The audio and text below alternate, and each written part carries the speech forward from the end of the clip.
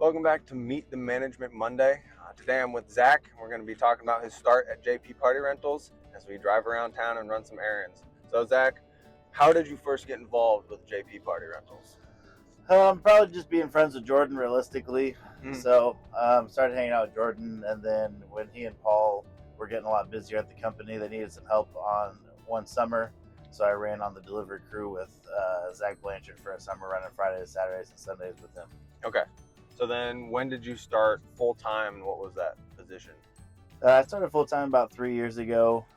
Took over the rentals manager position in November of that year, and just kind of worked that position for about a year or so, and then transitioned to being the COO.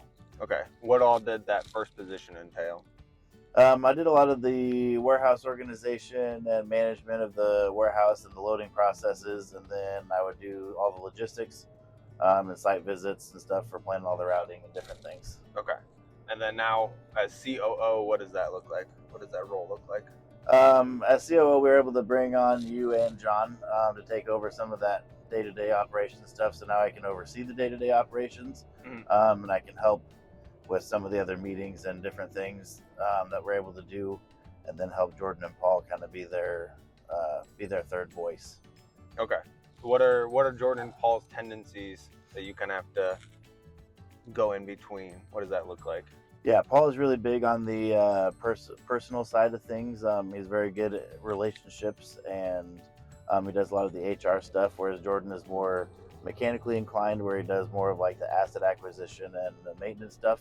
And so I have experience in both, so I can help each of them in their specialties, but also kind of be in the middle and help balance some things out. Okay.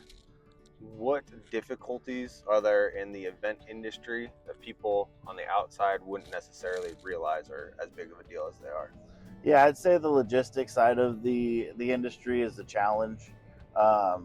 There's a lot of we do a lot of events a year, so we do around 25 to 35 events a day during the heat of season.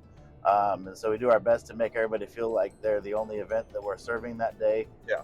But it's just not the case, unfortunately. So getting everybody their equipment on at the right time, at the right place, and get it all set up and operated well is quite the challenge. All right. And what would you say has been the most influential book that you've read on that affects how you lead and how you work? Yeah, I love the book Permission to Screw Up by Kristen Hadid. She talks about just having a good company culture around allowing people to work individually and not micromanaging them, and giving them the space to make some mistakes and help them grow from those and learn from those mistakes that they've made and move forward. Okay, awesome. All right, Zach, now we got some rapid fire questions for you. First thing you think of, hit me with it, and then we'll see how bad it is. All right. So what is your favorite sport to watch? I really love hockey and football both, but I'd probably say hockey. Okay, hockey. What is your favorite sport to play? I was a big baseball guy. It's probably baseball. All right, baseball. What would you say is your least favorite attraction to set up and tear down? The Kumbo combo is probably the worst when you're by yourself because of how heavy it is. Yep, that makes sense. What is your favorite YouTube channel? I love watching Matt's Off-Road Recovery. He does a bunch of, he has like rock crawling trucks and side-by-sides and stuff that go in the mountains in Utah on all their off-roading trails, and he goes and pulls them out when they wreck. Okay, interesting. Which of our items would you say is cooler, the Mundo or the Sports Fusion? I probably got to go with the Mundo on that one because I like water slides. Yeah, it's huge. And then finally, who is your favorite employee?